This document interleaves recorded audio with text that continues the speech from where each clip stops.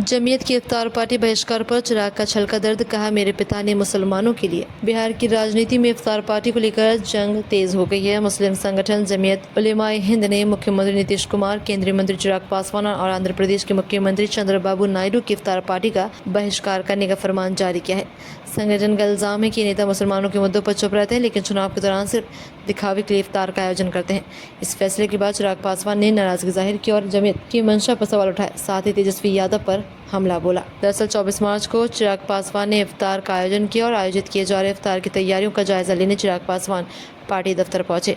इस दौरान उन्होंने एक सवाल के जवाब में कहा कि मैं मदनी साहब का बहुत सम्मान करता हूं, मैं उनके फैसले पर सम्मान करता हूं, लेकिन मैं उनसे थोड़ा सोचने का आग्रह करूंगा कि क्या राष्ट्रीय जनता दल जैसे हमारे विरोधी, जो खुद को मुसलमानों के वकील मानते हैं, अल्पसंख्यक समुदाय के हितों की रक्षा करने में सफल हुए हैं। उन्होंने आगे कहा कि मेरे दिवंगत पिता और राजनीतिक गुरु रामविलास पासवान ने एक बार अपना पूरा राजनीतिक जीवन दांव पर लगा दिया था ताकि ये सुनिश्चित हो सके कि एक मुसलमान बिहार का मुख्यमंत्री बने।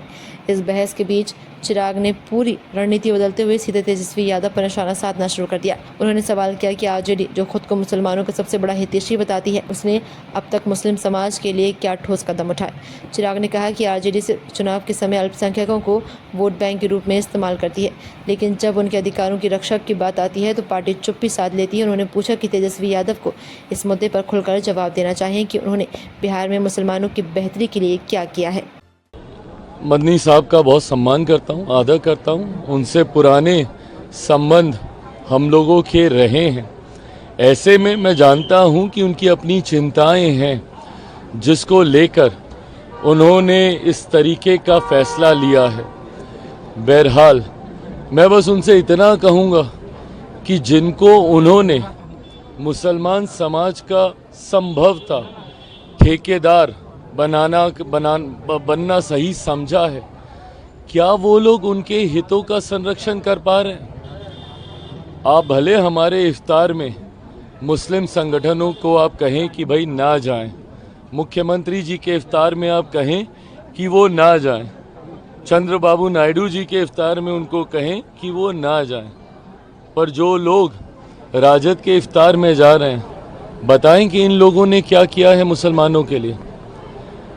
इन लोगों से भी तो सवाल जवाब किए जाने चाहिए ना, जो अपने आप को सो कॉल्ड मुसलमानों का ठेकेदार समझते हैं, उनके हितों के संरक्षण करने वाला समझते हैं। पूछा तो इनसे भी जाना चाहिए कि लंबे समय से सत्ता का हिस्सा ये लोग रहे, क्या मुसलमानों की स्थिति में सुधार आ गया? लंबे समय से राजद जैसी पार्टियां, सपा जैसी पार्टियां जो अपने अपने राज्यों में सत्ता में रहीं, क्या किया इन लोगों ने मुसलमानों के लिए?